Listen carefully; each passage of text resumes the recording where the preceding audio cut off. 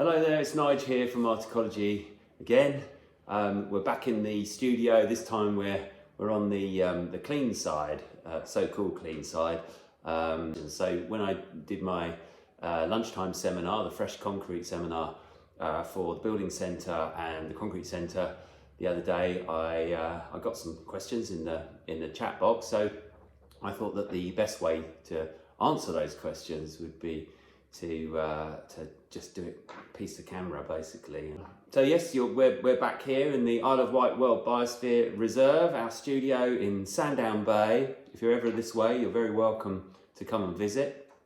We're right by the sea, and we've got a little patch of beach across from our studio we call Science Beach, and that's where we can trial some of the things that we make in a kind of super local fashion. So let's have a look at your questions. I need my glasses for this. The question says, this appears to be the harshest environment for concrete, well, and steel as well.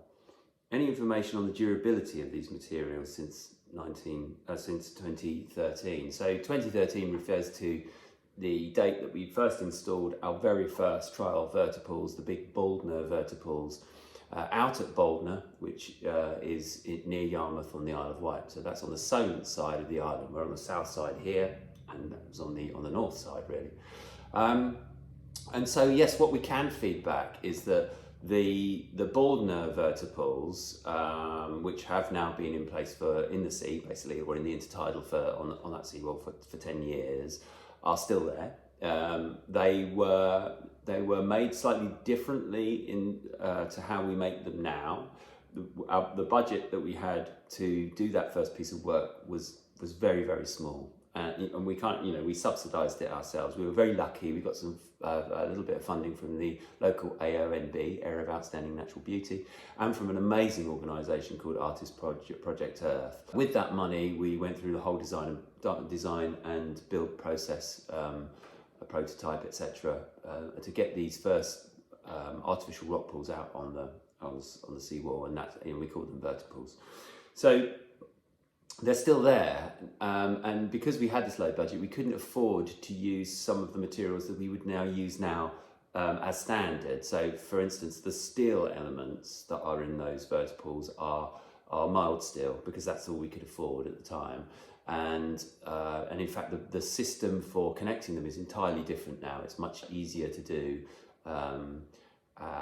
because we have an integral armature and bracket system that's kind of cast into the concrete structure, and that's always now, unless otherwise directed by the brief that comes from whoever it is that's written them into a scheme. It's always 316 or A4 marine grade stainless steel, so it fares pretty well in those environments. Now, that said, as I say, the 2013 vertipools used mild steel fixings, and they're still there to our amazement. I mean, I have to be honest, when we put those big vertipools, and these are the big ones, they weigh about 65, 70 kilograms. They're quite heavy, so they're right in the firing line there. Although it's in the Solent, the sea can still be quite big. There's a lot of energy there. And I have to be honest, I wasn't entirely sure they'd last very long at all. And I remember by October that year, we were having some tremendous storms, and every time it happened, I thought they're all going to be on the beach or broken, and they weren't. And 10 years later, they're still there. So, that I can tell you that beyond 10 years, that's all we've got. Now, as I say, and we've changed the materials slightly. So all of the big Baldner pools are made using 40 newtons ordinary Portland cement concrete as the structure, as the main structure, and then we used a treatment using the natural cement that I talked about during the Fresh Concrete Seminar the other day. So I hope that answers that. Sorry, it's a long-winded answer to quite a short question. Any specific concrete used or recommended for use? So I've just sort of said, really, like big stuff, we will use ordinary Portland cement. In fact, we tend to use the in-mix bags, that you can just buy from any hardware store. This is it's just sold as high strength 14 newtons, 40N concrete, and we find that works very well for the bigger structures that we make. For the smaller structures like the Sandown model vertiples, that are probably the most popular vertiples, or kind of products, if that's what you're going to call them, that we sell. Those are made from the cement a concrete using the cement that I talked about the other day, and that is a product called Prompt, and it's made by a company called Vicat, and it's marketed in the UK anyway as natural cement, so Prompt natural cement. And this is this unusual material that has a very fast setting time at 20 degrees. You can put retarders in the mix, so you can slow it down a bit. Even so, it's still quick compared to normal cementitious materials. We love it because of our craft approach to making these things. It means that we can hand make objects quite quickly. We've learned to work with that way. We discovered it before, quite a long time after we were already into this journey of making vertiples 10 years ago. Several years afterwards, we discovered Vicat Prompt natural cement, and it completely revolutionized the way we do things here. And it also makes the craft angle of what we do viable in terms of output, because it's so quick to work with. I guess you could say they're labor intensive, but that's, we feel, a good thing, because we can train people to make these things and create jobs.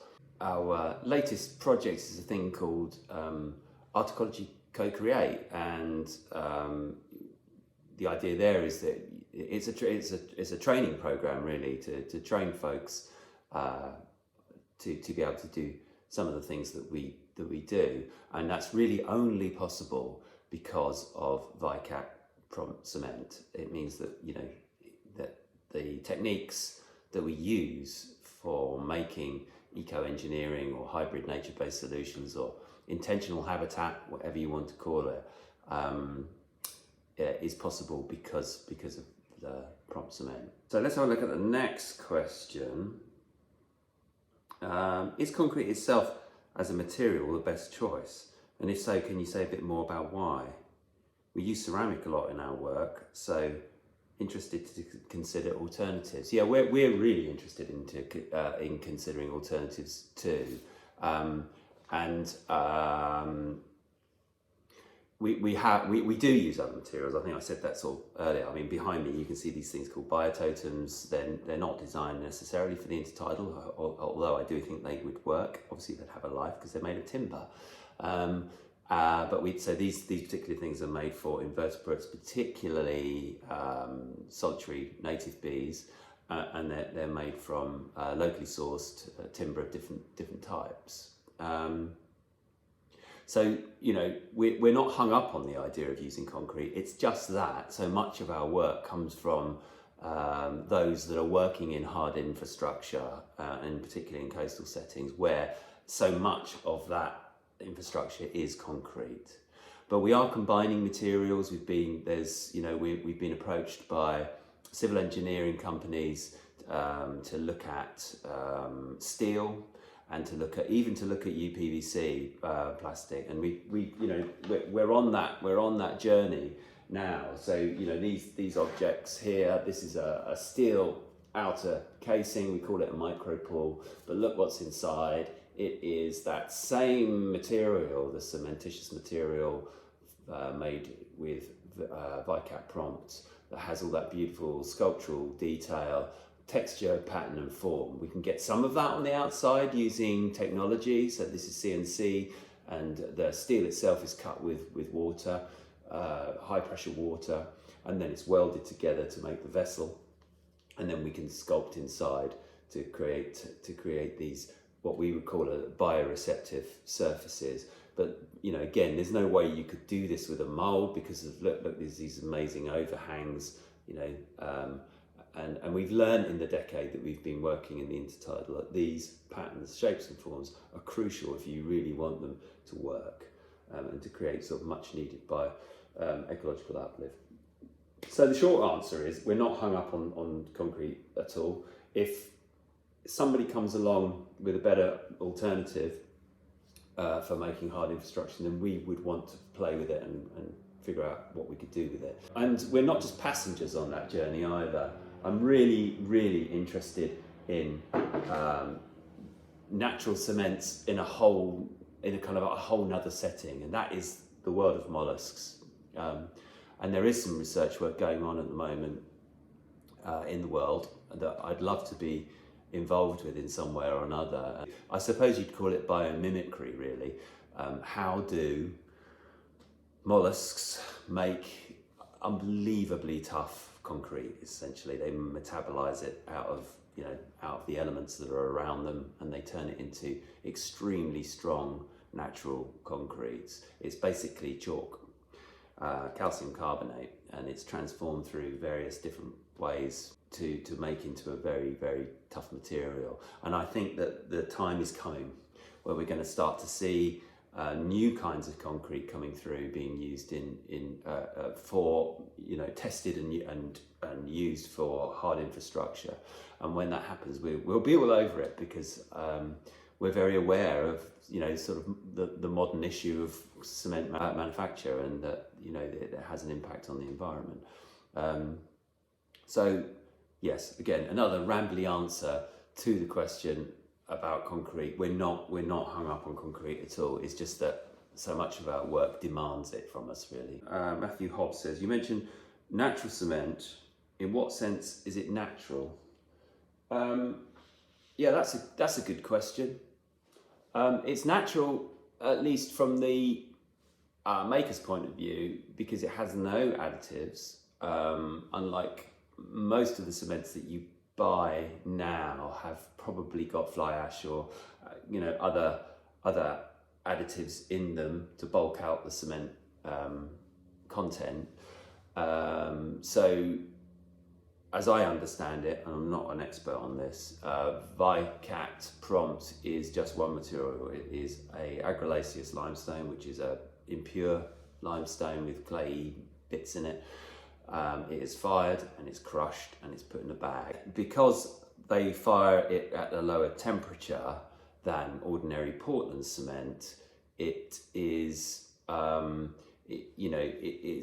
is deemed as having a reduced carbon footprint. Now, I don't spend much time arguing that case for it at all. And that's a whole nother conversation about sustainable development and sustainability and what it all means. Natural cement, could you please explain what kind of cement you use and how it was made? Is it more sustainable than common cement? Thank you. Well, hopefully I've sort of answered that. It's such a difficult question for me to answer because of this question about sustainability and sustainable development. If I profess to be sustainable, you have every right to ask me, sustainable compared to what? What do I mean by that? And so therefore, I don't mind. The truth is, I don't think there is any sustainable development in a system that we all live in and work in and toil under that is predicated on unsustainability. So how in that system can anything be sustainable? We just have to accept that it isn't. But we can be regenerative, and we can design and make things that work for people and nature. And so this is about better design for places and spaces. The question of sustainability is a really, really difficult one, and I think we may have it as a society. I think we might have it quite wrong. But I'm going to leave that there. It's too complicated to get into here. But I'm very happy to have that conversation with anybody if they really want to dive into that and why we kind of feel that way. So what ratio do we use in the mix? Well, again, there is no one ratio, to be completely honest about that, because it just depends on what the job is in hand that we're doing. Vicat themselves will recommend that you use a 1-to-1 by volume. mix, and we will do that sometimes, and sometimes we don't. We make it stronger, not stronger, weaker, or it just depends what we're doing, and there are different ways that we're using the material. One way is to create structurally sound objects that we know are going to take a bashing from the environment or people, because people are far more destructive than the environment, believe it or not. That's our experience anyway. So there's that side that, like, it's got to be solid, it's got to last. And then there's the other side, which is about bioreceptivity and how nature can use these things. And so for that, we might change the aggregate completely. We may not even use stone aggregates. We might use wood chip or another kind of aggregate that will create a bioreceptive treatment or layer, sculptural layer that creates all of that lovely pattern, texture and form that we've already said is so important if you want it to work, to have ecological function. Does that answer that question? So it does really. I mean, it varies, but as standard, I think if you're going to use VICAP prompt, follow the instructions that's on the bag, and on all of this stuff. They've got fantastic data sheets, all available, and you can download all of their own recommendations. We're crazy artists. We tend to sort of tear up the rules and play around with things. I'm curious to understand the marine ecology which is promoted. Have there been publications of what habitats were created? Were there any biases for some particular species but not others? Wow, that's a great question, and the answer is yes, there is data. Thank goodness there is data, because without that data, it would just be us sort of going, yeah, we think they work, but we don't have to do that, because there is really good data that's come from various academics over the 10-year period that we've been doing things. The first really great body of work was by Dr. Alice Hall. She wasn't a doctor when she started, and she got her PhD through the process of looking at vertipools and other marine interventions for man-made interventions for wildlife. And Alice produced a fantastic document. I think it's called Shelving the Coast with Vertipools, and I can put the link to that in this under this video so you can find it. And since then there have been lots of other studies done in Wales and Ireland and in various places around the country. The most current would be the Marine F project, which we supplied some of our artificial rock pools for that study. I don't think the final paper is published yet, but it will be out soon, and that's looking at how you group these things together to maximise biological or ecological uplift. And there's also a really nice paper about some vertipools that we put in Littlehampton Harbour that spontaneously filled with soft sediment, and that kind of caught us by surprise because we've not seen that happen anywhere before. And so Jess Bone from Bournemouth University has a paper, which again I'll put the link in below this video so that you can have a look at that, because it's fascinating. What happened there was, instead of them just filling with the normal sort of rock pool habitat intertidal water environment, they filled with soft sediment right to the top and beyond, like sort of big cake, like muffins, like big muffins and they're absolutely full of life, and potentially more productive even than the water holding vertipools in terms of biodiversity and bioabundance. But that paper exists, and of course when something like that happens, it spurs us on to think, okay, so that was an accident. We never designed vertipools to do that, but what if we did design something to do that?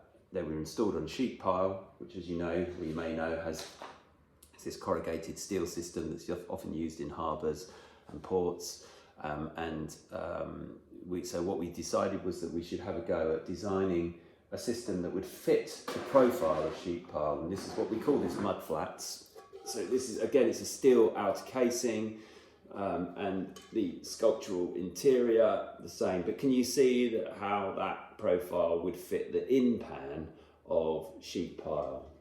And what's more, these can be magnetically deployed. So the prototypes are now out. We've got some locally on the island that we're testing, both welded in place and using incredibly strong super magnets to hold them in place.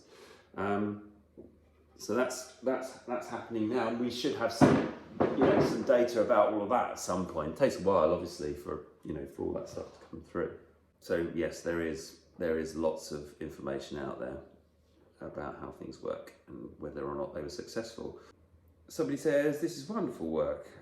Love the biotile made with communities. Yeah, I agree. I think that what sets us apart, perhaps, from well, I suppose the hand making side is quite different. The craft angle is different, but it's that craft, the use of craft to make these kinds of interventions that allows us to step into the connections to communities really simply. And because of our backgrounds, so when I say we, this is the small group that is Arc Biodiversity and Climate and this department, Art Ecology.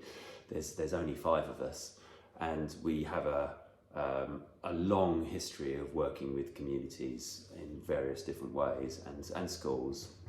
I've worked with I think something like 40 schools and hundreds, probably thousands of students and hundreds of staff over the years through a program called Creative Partnerships. It was run by the Arts Council of England for a number of years, and with this material, working with this material with children from primary school age to high school age, and it was an extraordinary time. And we learnt our other kind of craft about how sort of community engagement, public engagement, how to do that in a very meaningful way, so that people have real proper ownership of the things, of the projects that you're doing with them. And what we've discovered through Art Ecology Co-Create, through that idea, is that we can actually go to a place. We've done this. We did it in the northeast of England not very long ago. A few weeks back, we went to the northeast of England. We worked with a cohort of different aged folks from different backgrounds to learn some of the skills that we use here all the time, and to make some objects that have since been deployed in the intertidal zone. So, they're going through that whole process of learning some skills, but then being able to, see these things do their job and be part of the monitoring of that as well. There's this whole citizen science angle, which is incredibly important from our point of view. So, yes. This comes back to our delivery framework, which we call Shaping Better Places. It is all about people, place and wildlife, and through art ecology we can bring all that together hopefully in a really meaningful way. I think that is the final question. It is, yeah. So I really hope that has gone some way to sort of bring in a bit more of an understanding about the methodology and the ideology behind what we do. I think we are a slightly odd organisation in that we're a science and arts collaboration coming together to try and solve some of these difficult problems around environment, society and biodiversity collapse. Let's call it that. I mean, let's be honest about it. That's what it is.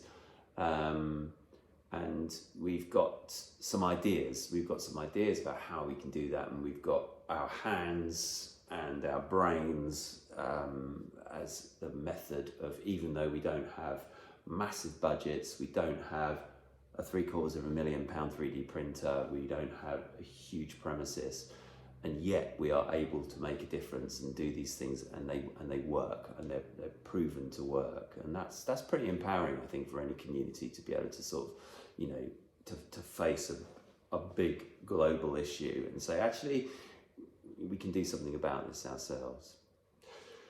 So, okay, that's it, I think. Thanks very much for watching. As I say, if you find yourself on the Isle of Wight, look us up, make contact through the website. The website is there, there's lots of information. The blog's pretty up-to-date-ish. It's quite a good place to go to see some of the, you know, the kind of the stories side, really, of what we do. Okay, that's it. I'm going to shut up now. Bye.